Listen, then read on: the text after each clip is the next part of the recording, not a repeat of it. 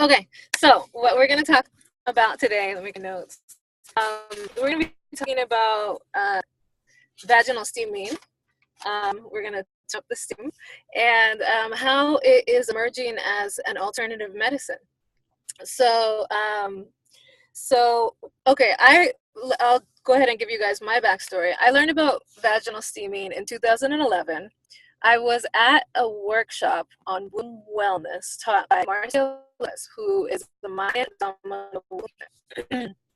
So at some point during the talk, Marcia mentioned, oh, she said, and if women have cramps, you could do vaginal steaming. I was in the back like, you can do what? Why? How? Now, 2011 was a very different time than now when it comes to vaginal steaming because it sounded like the strangest thing I'd ever heard of. And anybody that I mentioned it to, it was everything. It just sounded so weird. But now, like it's become more popular. People are like, "Ooh, what's up for?" So it's a great environment. But when I heard about it, I was very I wasn't very into it. And then several months later, I had a missing period. My period was missing, and my hormones were all over the place, and I was pregnant. And I think it went for about 2 months. And I finally, was thinking about it, and I said, "How am I going to get my? I think if my period comes, my hormones will balance out, and my emotions will stabilize. So how do I make my period come?" And all of a sudden, I remembered the workshop about vaginal steaming. And so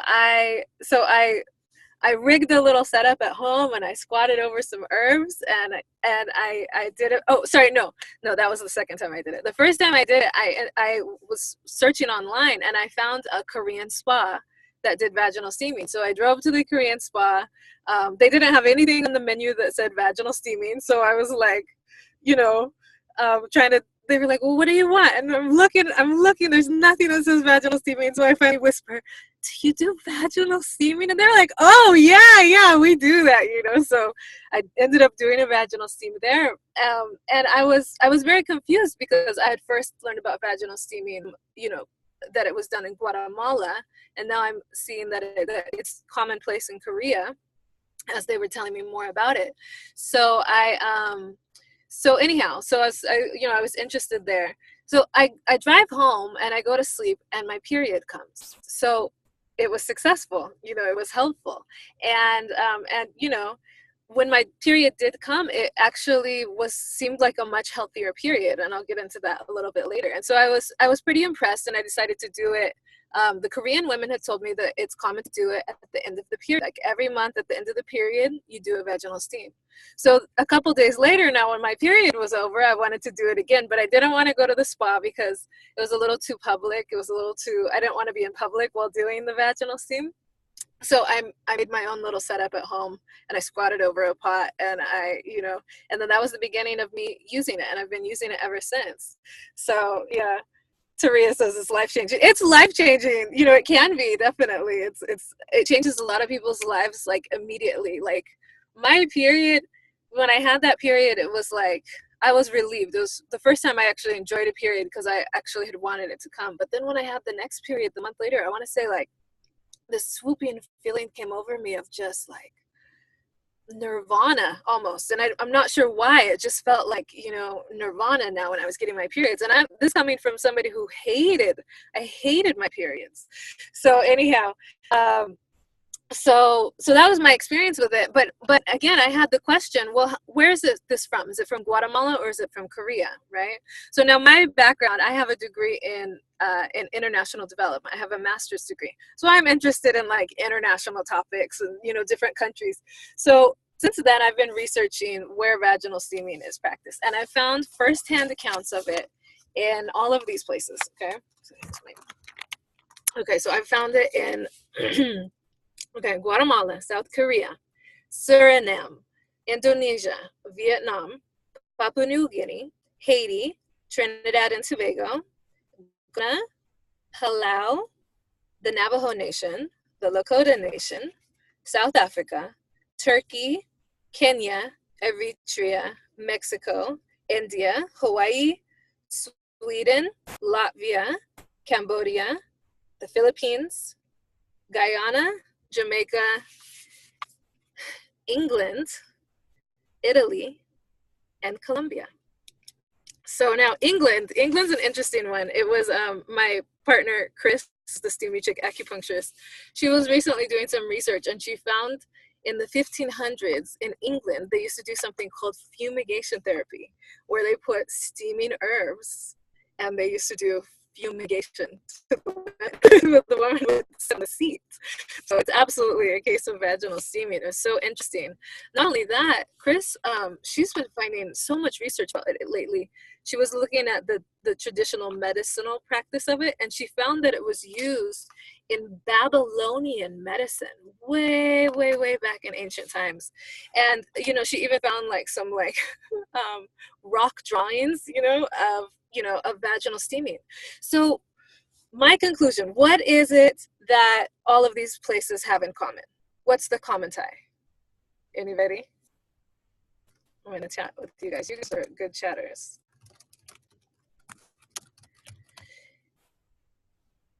I mean, they're not all on the same continent. They're not all from the same ethnic, demographic settings. Yes, that's it. They're all women. They're all women. There's the only thing in common in all of those places is that there's women, right? So what I've concluded, intuitive women's knowledge, holistic health for women, I'm hearing that it's an indigenous practice. Absolutely, all of those are true. But the one commonality is that everywhere where there are women, vaginal steaming has been practiced, right? Everywhere where there's women, did they learn from one another? Did somebody from Guatemala to Korea to teach them? Everywhere women figured out how to do it. Everywhere women realize that this is like, take care of the body or a way to have healthy periods. And so, so there was Bryn says there's some type of collective consciousness, and so it was pretty interesting, to find out that this is, when I first learned about it, I learned that it was Guatemalan. At the end of the day, I realized this is a universal practice, but nobody's ever looked at it before. Nobody's ever researched it before, like put it together to realize that women everywhere are doing it. Well, it's the information age now. So we can figure out this information. I figured it out, and now I'm sharing it with everybody. I'm like, hey, this is a universal practice. Women everywhere do this. So now that when we hear about it, we don't have to be like, oh, this is so weird. It's for some hippie chick, who likes to steam her vagina. That's not the case. that was my impression. That's not the case. This is actually a universal practice. We all should know how to use it. This is something that, women are supposed to use throughout their lives. And so, the interesting thing about all of these different places is that in each one of these different places, everybody has their herbs that they use, and everybody has the reasons why they use it. So, like, for example, in Sweden, they use UTIs. Okay, so in Haiti, they use it after a woman is sexually violated. They use it for healing, right, from sexual abuse. In Turkey, they use it for missing periods. That's what I discovered when my period was missing, that it works for missing periods. So, in all of these different places, they use it for they understand different reasons why it can be used. But now, again, when we collect all of the information, when we put it together, it turns out vaginal steaming can be used for everything. It can be used for a long list of gynecological disorders that women have. So I'm going to get into that a little bit more.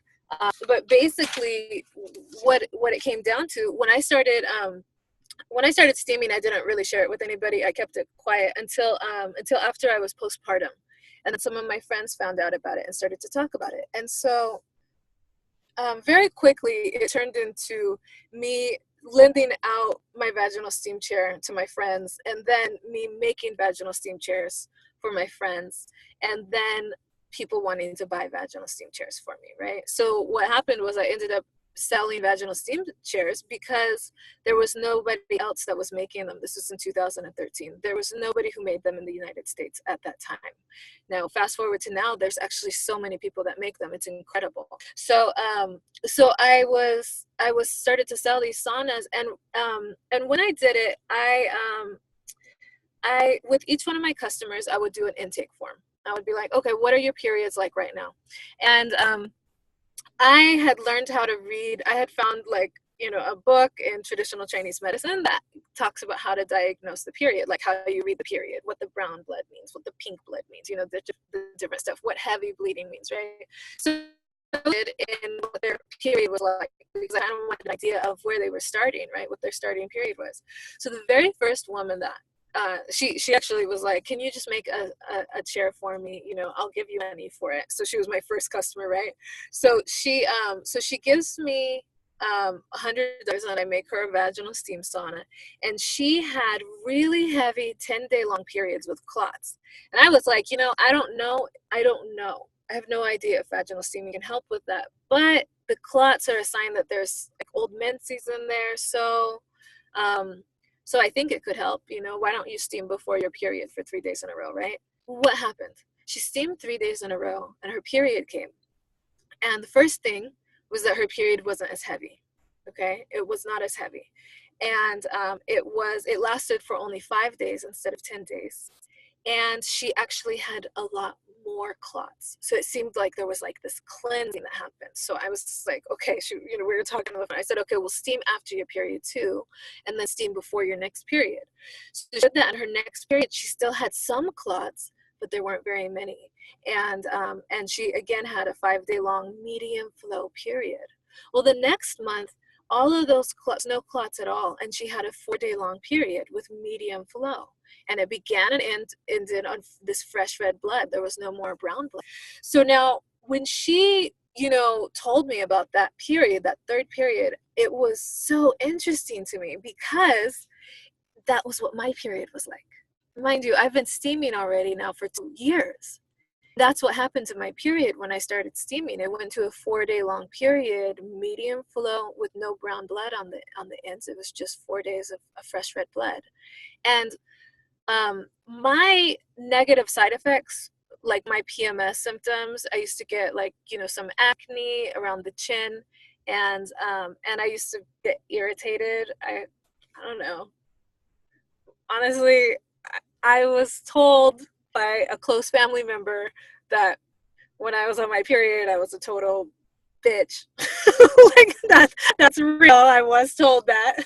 So anyways, when my period, once I started steaming and I had this period, all of a sudden I didn't feel like I had those side effects anymore. Remember, I felt calm when I had my period instead of like very irritated, and I wasn't getting the hormonal acne anymore.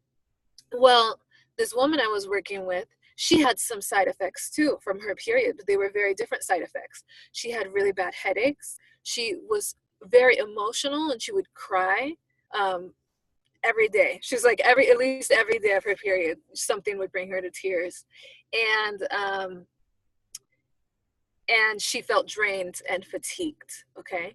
So those were her side effects. Well, guess what? When she got to that period with that 4 days, she didn't have those side effects anymore. So it was really peculiar. It was really this strange thing, right? And so I didn't know if this was just, by chance that she ended up having the same one as me. So, Ben, what are you laughing at? Because I got called a bitch. Girl, my mom told me that I was a bitch, period, and that I needed to get together. It's like, that was real. That's a real thing that happened to me. So anyway. When I was a teenager, she's like, honey, I love you, and mostly you're a very nice girl. She told me, except for on my period, I'm a straight up B. I was like, oh my gosh. Yeah, I mean, it's real. So anyways, so it was so fascinating what happened with my very first customer who I gave a vaginal steam sauna. So now, since then, I've worked with like 700 women. And I didn't mention it to anybody, because it was just, I didn't know if it was, I just didn't understand that was going to happen again. But it happened again. It happened to my next customer. Then it happened to my next customer. Then it happened to my next customer. So now it's just like blowing my mind, because what I heard about periods was that everybody has their own period. Every period is unique to us as a woman, you know, and even in families, we all have different periods, but whatever you have, that's yours and that's normal, right? I mean, who else has heard that? That's what the doctor says. I remember asking my doctor once, I was like, is brown blood okay? Because they were like, do you have any questions? And they were like, yeah. It was a woman. She said, yeah, it's fine. She said, well, actually, have you always had brown blood? And I was like, yeah. I was like, I've always had it since I had my first period. She said, okay, well, then that's normal for you. You just, if it changes, then you should probably have a checkup and let us know if it changes. So again, this was this idea that your period is fine as long as it is stays consistent. The only problem is if your period changes. Well, these women's periods were changing drastically, from a 10-day long heavy bleeding period to a 4-day long medium flow. That's a very big difference. But all of the side effects seem to be going away. They just seem to be washing away. No side effects. Menstrual cramps were ovulation pain, was disappearing, throwing up, vomiting during the period, abdominal bloating, like all of these side symptoms of the period that I had always believed were normal symptoms of the period, that was just part of it. Turns out they were going away when women were steaming and getting to this, what I now call the perfect period. So really interesting. Now, it took me a while to own it and actually share this information and say, look, if you steam, you're going to get, your period is going to turn into this perfect period. And not only that, it's a complete theory that women have different periods. And when a woman has a clean uterus, which happens as a result of vaginal steaming, it turns out that we all tend to have the same healthy period. There's a standard healthy period. There's a standard healthy cycle. It's actually untrue that it should just be varied, that you should have cramps if that's normal for you. You should have, clots if that's normal for you. None of that, I actually don't believe that's true anymore. I believe that that's a theory, and that theory is false. So here's what it comes to. So then there should be no pathologies. Exactly, Bren. Why just because we're women, just because we're supposed to have babies later, we should have to go through pain every month? Doesn't make sense. Yes, delivering a baby is painful, but for most women, but there's a huge object coming down out of a small area. With the period, that's not true. The endometrial lining is shedding, which is mucus lining, so it's just mucus flowing out. There's blood that's flushing that out, and an unfertilized follicle, which is so small you can't see it with the naked eye. Why should it be pain, right? So it took me a while to claim that this is my theory, that women, there's a standard healthy cycle that women have, and it's 4 days long. It's medium flow, it begins and ends on fresh red blood. And not only that, it occurs once every lunar cycle. It occurs once every 28, 29, or 30 days. It fluctuates between 28, 29, or 30 days with the moon, because what was happening was women's periods started happening on the moon. Ever since I started vaginal steaming, my period has been on the moon. It occurs either on the new moon or the full moon, and it did change after I gave birth, and then it came back. But it's always on the moon. And then what was happening with all of my customers is their periods were now on the moon too. Well, we've heard of this. We've heard of the red tent. We've heard that women used to all menstruate together. We also know that when you hang out with all your girlfriends, everybody's period starts coming at the same time, right? We already know that there is some type of an energy, where women menstruate all at the same time. Well, what I've realized, when women get together and their periods start, usually there's always like, oh, you're on your period, so you made everybody else's period start, right? Usually there's one culprit. The woman who was on her period is with the moon. She's either on the new moon or the full moon. And whenever all the women get together, their periods all then go back and track with the moon for some reason, the energy. There's something about the magnetic energy which gets women back on track with that natural cycle. Menstruation means moon. It means moon.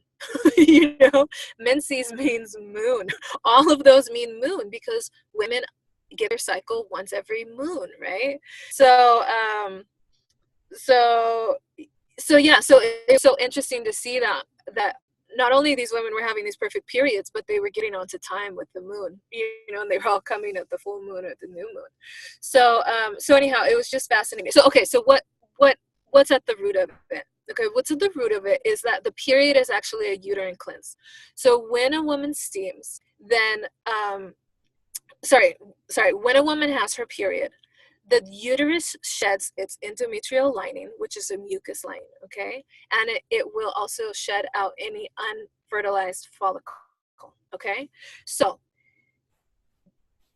it's self-cleansing. It's an absolute self-cleansing process. Now, you know what else another self-cleansing process is? Bowel movements, going through the bathroom, our colon is self-cleansing, right? However, people get constipated. The colon underperforms sometimes, right? And it has something to do with what we ate or what we were doing or not taking the time to go to the bathroom, right? I was just saying, somebody said I dropped off. So I was saying the colon is also self-cleansing, right? But it doesn't always function at 100%. Sometimes people get constipated, right? So, and their constipation has to do with maybe they ate the wrong things, or maybe they didn't take the time that they needed to, to go and sit, in the bathroom, right? So it's like, the same thing can happen with the uterus. It can be that even though it's a natural cleanse, it can underperform. It's not always 100% efficient. And usually it's not efficient because of something that we're doing. We're not doing the right thing during the cleanse, like during that cleanse, it's good to have warm foods and it's good to rest. And we tend to, eat ice cream during that time and go to concerts. I see all the commercials with the young teenagers. It's about a tampon, and she's wearing white, and she's at a concert, right? Women can do anything. We can do anything, right? Okay, that's fine. Plug it up, okay? Now, if you have a sink full of water and you want to drain that sink, would you put a plug in there? That's what we do for our periods. We plug it up, right? So there's all kinds of things women do that are really counterproductive to the uterine cleanse.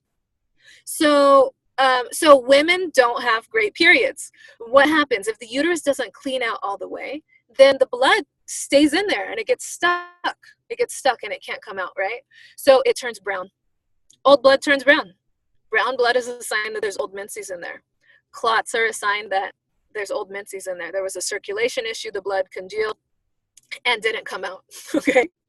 Cramps happen when there's old menses. When there's old stuff in there, old residue, I like to call it, then the uterus, what does the uterus do? The uterus is like, I'm trying to flush it out. Let me help you. Let me help you. Let me help you. Okay. Our uterus is it's doing what it's supposed to. So it's like something's stuck. I'm going to contract and I'm going to help it move out. Cramps. What's cramps? What are cramps? Cramps are contractions trying to push out old residue. So that's the basis of it. So now what was happening with the steaming? So let's just say we don't have very good menstrual education. Okay, nobody's ever told us it's a uterine cleanse. I'm the first person I've ever heard say that.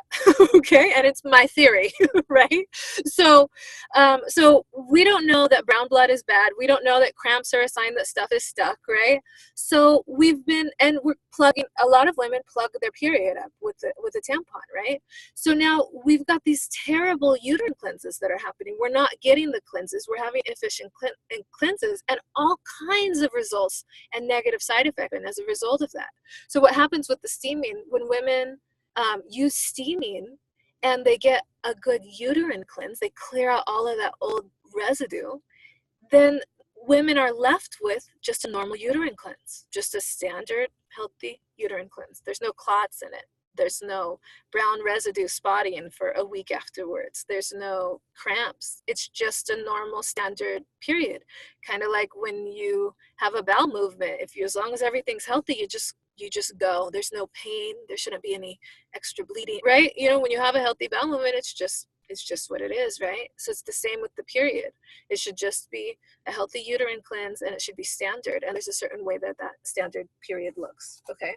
So when women have this standard healthy uterine cleanse, it turns out that can address fibroids, because fibroids are in there stuck on the uterine wall, right? Well, as long as a woman's getting a full cleanse, those fibroids can also naturally, the body can naturally deal with those fibroids. A certain percentage of fibroids go away completely on their own. How do they go away on their own? That woman must be getting a good cleanse, right? So so then the other thing is endometriosis. Endometriosis, every woman I've ever talked to that has endometriosis or worked with has brown periods, black periods, periods that occur every 3 months, and just pain all the time, right? Her uterus is so packed with old residue that the blood can't even flow through. It can't even get through. So when her period and her cervix does open, it's just a little bit of the brown residue or the black residue at the bottom comes out. She's not getting a uterus, right? So these women are in terrible pain, and they're in pain all the time. Well, if she does steaming and gets that old residue out, all of the signs of the endometriosis go away. And if there's no signs of endometriosis, there's no endometriosis really, right? So vaginal steaming, and remember, I kept track. I asked everybody that I worked with or that I gave a vaginal steam sauna since 2013 what their starting period was like, and then I recorded their progress, right? And so the vast majority of them got perfect periods. So the ones that did vaginal steaming all got to perfect periods, right? So in the process of this, what I saw first, I learned it actually can get rid of heavy periods. It can help with that, right? Then I learned it can help with bacterial vaginosis. Several women who started with HPV no longer had HPV, once they went for a checkup. It gets rid of menstrual cramps. It gets rid of ovarian cysts, Bartholin's cysts, and several other types of cysts. Women's fibroids have actually fallen out into the toilet. And so I have 3 cases of women that I've worked with personally and given vaginal steam supplies whose fibroids have fallen out into the toilet. And they've sent me photos. It's gross. PCOS tends to go away. It can be used to help with vaginal dryness. Somebody else was just mentioning, I'll get to these questions later. Somebody was mentioning she doesn't have periods. Well, something that happens when people don't have periods anymore, often there could be vaginal dryness, and it's helpful for that. It's helpful for recovering from miscarriage. I was working with a woman came to me and she's just like, I had 2 miscarriages last year. I haven't had a period since. She started steaming and she was able to get her period back, get her period healthy pregnancy. That pregnancy was successful, right? So miscarriage recovery, and then unexplained infertility, right? It can help with unexplained infertility. It can help with missing periods. So the unexplained infertility, it's not unexplained. So again, another theory from me, what it appears is that when women can get all this old residue off of their walls, the walls of their uterus, they can get pregnant. The reason why is because you have to get the follicle and the sperm into the uterus at the same time, and it can fertilize, right? And then what does it do? It implants in the uterine wall, okay? So if there's gunk on that uterine wall, then it's hard for a woman to get pregnant. And it's called unexplained infertility. The doctor's like, if you've been trying, they don't even ask about the period, just you've been trying for a year, it's unexplained infertility. Is it though?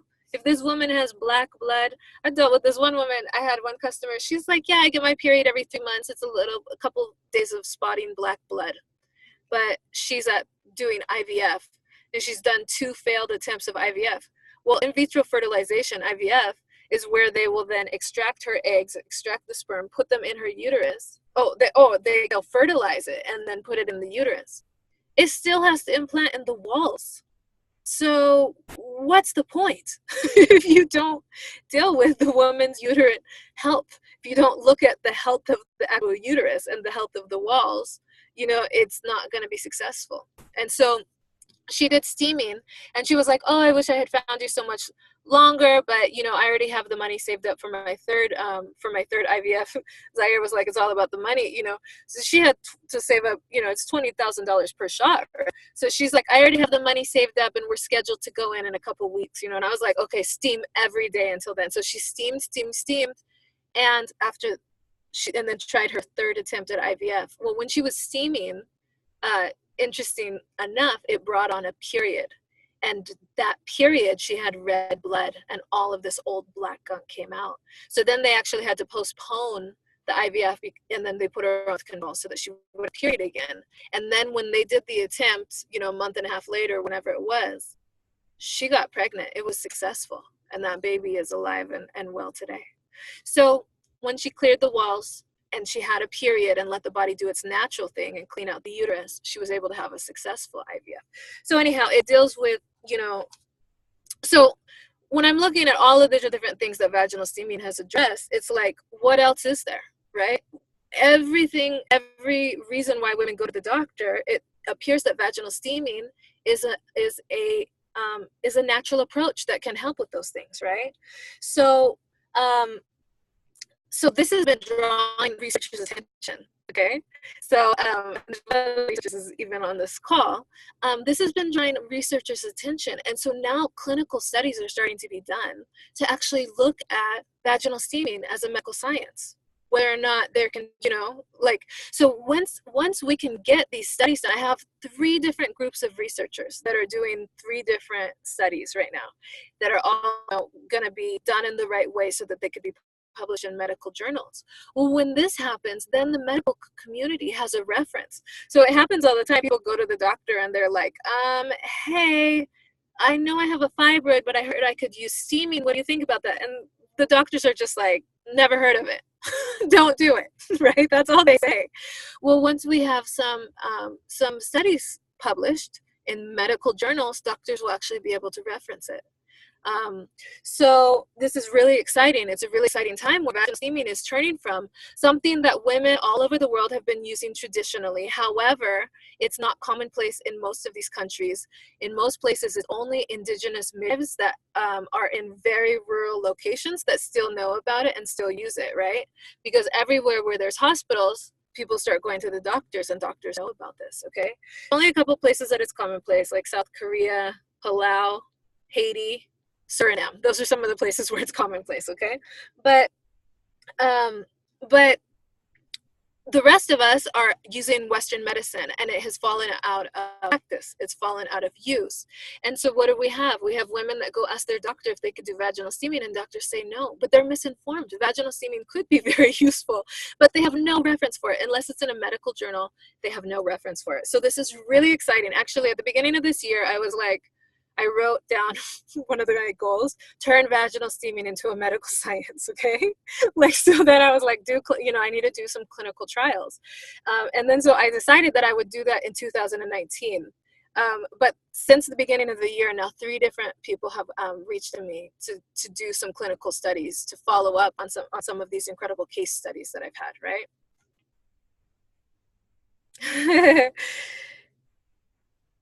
Taria is saying she's done traditional medicine for 25 years. Holistic medicine, facts and cures are foreign to doctors, and that she loves holistic practices.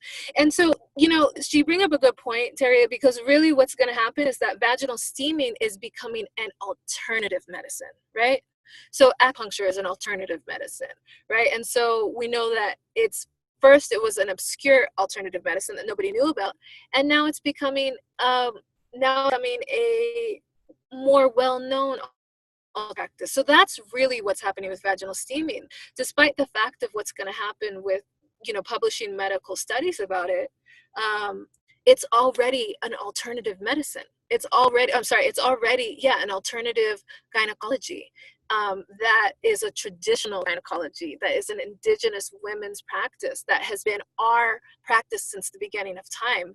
And there's good reason for why we were using it, and there's good reason for us to bring it back. So anyhow, I have been training practitioners. I've collected all of the information that I can from everywhere in the world about vaginal steaming. I've applied it. I've worked with over 700 women, and now I am training practitioners to be able to bring this to women, because you guys, I get emails from all over the world of people asking about vaginal steaming to address different things. And one of the very common statements that I hear is, please, my doctor says I need to do surgery.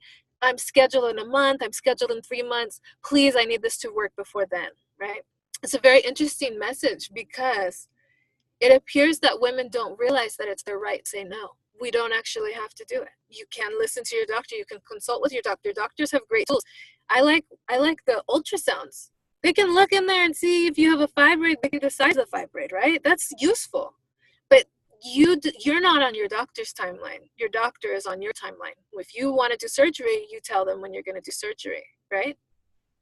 So if so I always just tell women that, hey, cancel the surgery. Tell them you'll let them know when you want to do it. If there's an alternative approach that feels amazing. Oh, I haven't even told you guys about how amazing vaginal steaming feels. It feels amazing. It feels so relaxing, like you just got a full body massage, or something. It's not, I don't mean in a sexual way. It's just this very relaxing, almost spa treatment. It just, you feel so great after you do it. So it's gentle, it's relaxing. You feel better afterwards, right? It's got a lot of positive side effects.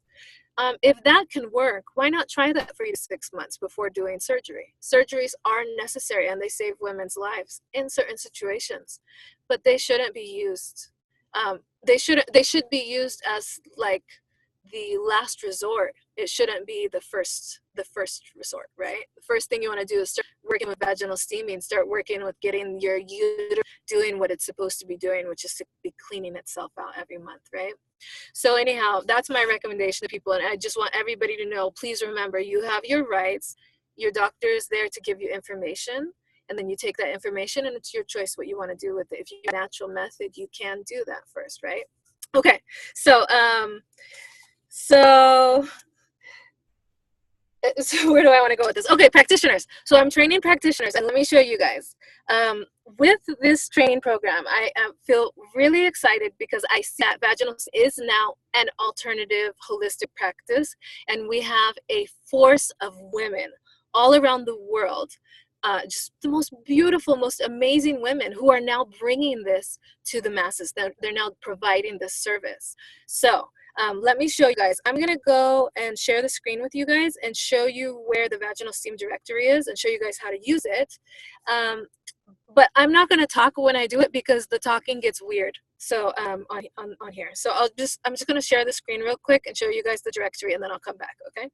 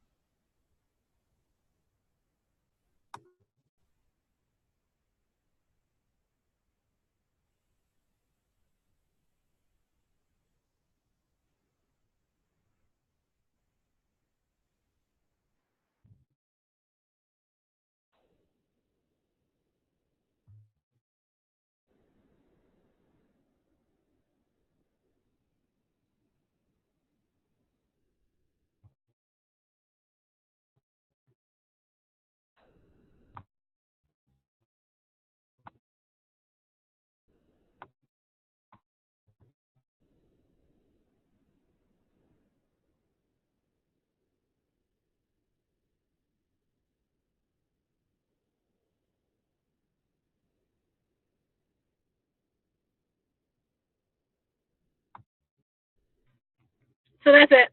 I have the directory on the website. It has all of the Steamy Chick certified vaginal steam specialists. So one of the things, and so there's over 100 people on this, and you saw there's women in Europe, there's women in Africa. I'm missing people in South America. If anybody knows somebody in South America, I need some practitioners down there. And I need to fill in all of this holes. There's a lot of holes in this different states, and so I need people that want to become vaginal steam practitioners, because you guys, I can't. I'm getting so many emails. Like, I get between 100 to 200 emails per day between me and my assistant who filters them now. And it's women just need help. There's just so many women that need help. Naima, she's like me. Naima, I feel like you're in my class already though. She's one of them. Honors. Bermuda, yeah, we've got somebody in Bermuda. That's so awesome. So we need to fill in all of the countries, and we need to fill in all of the states. We need to fill in all of these locations, because what I tell women now at this point is just go to my vaginal steam directory, find the closest practitioner to you, right? Because there's only so many women that I can help at a time, okay? one thing is to, let you guys know how to find vaginal steam specialists. But then the next one is that I'm training these people, right? So the vaginal steam, specialists that I'm training are not 100% trained yet. So there's different. What I learned is to treat different things. There's different herbs that need to be used, and there's different vaginal steam protocols. So right now, the majority of practitioners I have trained are vaginal steam facilitators. So they are trained on the contraindications and the sensitivities. This is really important information for somebody to be trained and know that there are contraindications and that there are sensitivities that they need to be mindful of in order to make sure that there aren't any negative side effects. Vaginal steaming has very few negative side effects. It has not, honestly, like this long list of positive side effects that people say, okay? But if it's done with wrong herbs at the wrong time, there can be a negative side effect. So what I do is I train my practitioners to be able to screen for that so that it doesn't happen, right? So this all, I learned all of this just from working with women, right? And the different things that could occur. And so now, safety is, the number one concern. So that's what my first level of certification, I train those vaginal steam facilitators how to do it safely, okay? And so my facilitation program is really inexpensive. It's $194, okay, to be a vaginal steam facilitator, and to get certified, the full certification. And this is mainly just because I want it to be accessible, and I want as many women as possible to go through this program, okay? Yeah, ectopic pregnancy. Somebody's asking about ectopic pregnancy. So ectopic pregnancy, I have worked with several clients. One had an ectopic pregnancy, and then they actually did surgery and took the whole fallopian tube and ovary.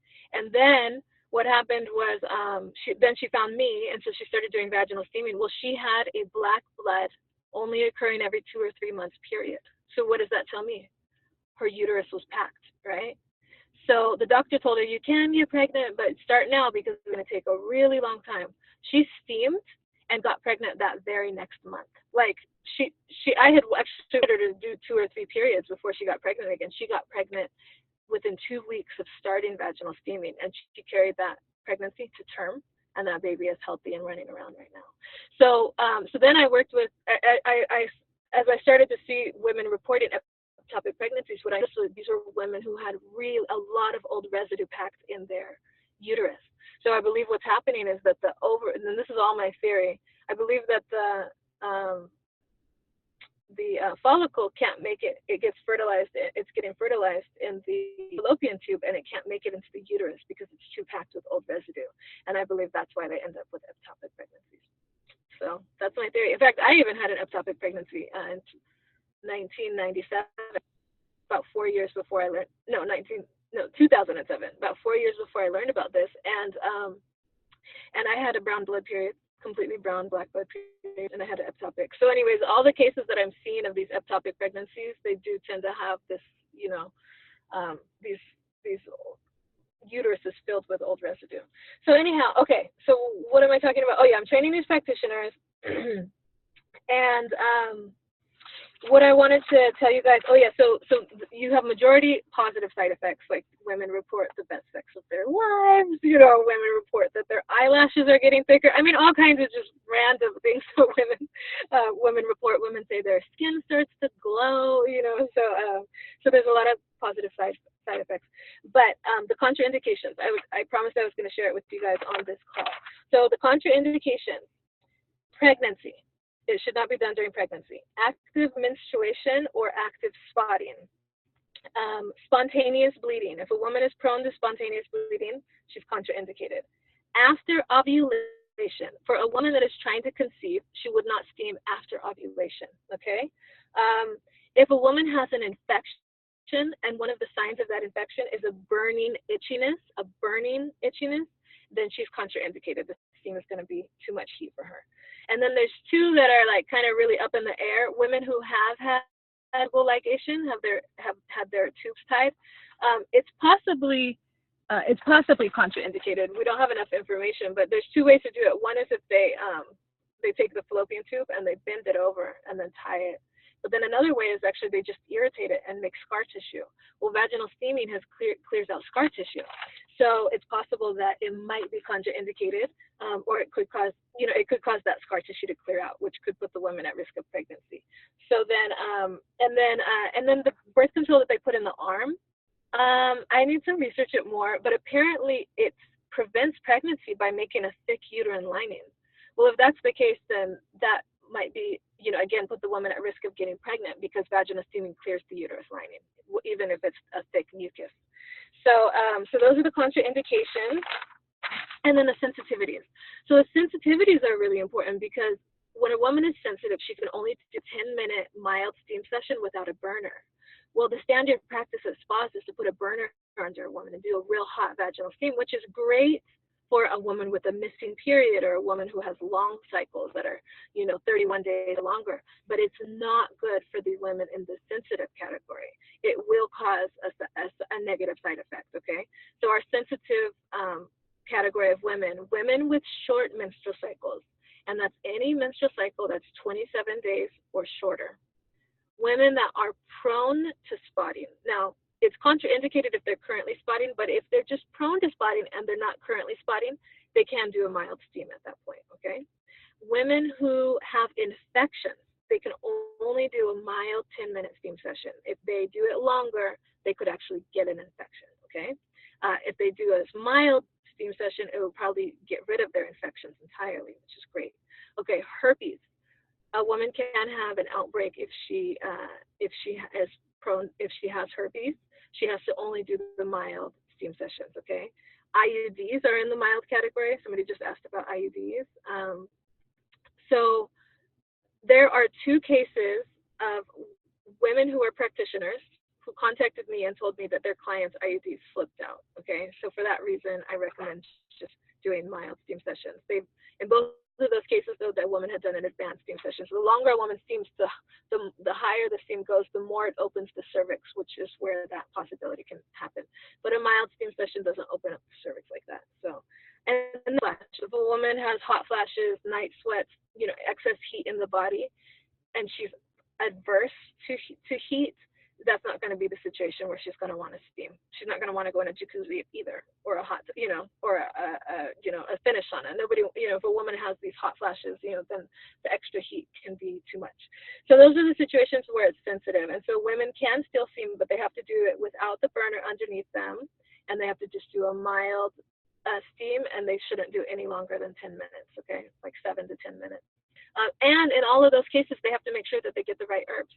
Okay, so so those are the contraindications and the sensitivities. And again, all of my certified vaginal steam facilitators know these, and they monitor them before they do vaginal steams for women, before they do vaginal steam sessions. Okay, so in addition to that, now my vaginal steam facilitators, they are trained to screen for those things, and then to do weekly vaginal steam sessions. And doing weekly vaginal steam sessions is very successful. It can treat fibroids. It can do all kinds of things. It's very successful. However, I have also developed a way that if somebody has ovarian cysts, where I might have them steam every single day. I had a woman who had her whole entire uterus was scarred over after a fibroid surgery where they removed 17 fibroids. Her whole uterus scarred over. So she was, they were saying that she would never be able to have a child after that. So she was now infertile. Well, I worked with her for 3 months, and I gave her specific herbs and a specific steam plan so that so the scar tissue actually came out. She told me, she texted me, she was like, there's scar tissues coming out. I was like, what does that look like?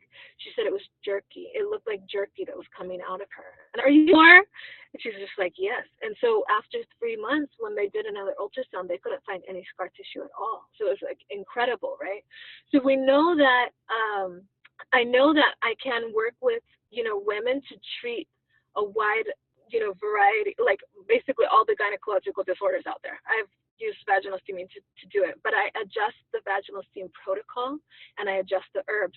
So right now I'm working on training these, I'm working on certifying people to be able to do that as well. So I've named this a new profession. I call it peristeam hydrotherapy.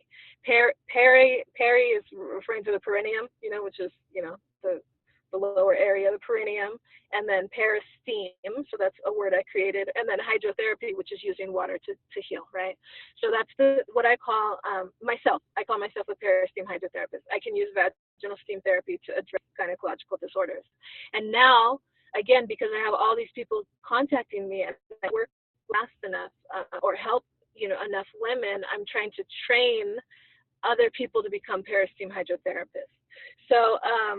So I have created an entire peristeam hydrotherapy program. It includes 29 courses. It has foundational courses on just the basics of anatomy and gynecological disorders and how they're treated. And then it has the actual vaginal steam therapy protocols. I address 15 different gynecological issues and how to use steam to address those, vaginal steam. And then I have, some supplementary courses as well. So I have a full degree program. I'm still going to call it a certificate for now, but I am working on getting, I call it the Peristeam Hydrotherapy Institute. I'm working on getting the institute accredited, and then hopefully I'm either going to get it adopted by a university or have it accredited of its own, of its own right. And the Peristeam Hydrotherapy Institute is also the name of my my institute that is heading the research as well, right? So anyhow, so I have developed this program, the Peristeam Hydrotherapy program, and I am looking for practitioners to do it. I'm looking for people to train, okay? And so that's one of the purposes of this webinar. And so if you are interested, please reach out to me afterwards. Let me know what questions you have. We'll do somebody said, me, laugh out loud. We're gonna do questions and answers in a moment so I can answer all of your questions. I'll just let you guys know, I just put it up on my website like 3 weeks ago with the opportunity to purchase the whole entire certification. So the Peristeam Hydrotherapy certification is 29 courses, 23 exams for each one of those courses. It's 52 units, and I charge $97 per unit. So the entire certification is $5,044. So I am looking for at least, I want a first class of Peristeam hydrotherapists that are going to go through it this year. And so I'm looking for at least 30 people to sign up for this first class, because that directory is already up. These women are asking for help, and I need to be able to refer them to people that already know how to help them, right? So, so I'm going to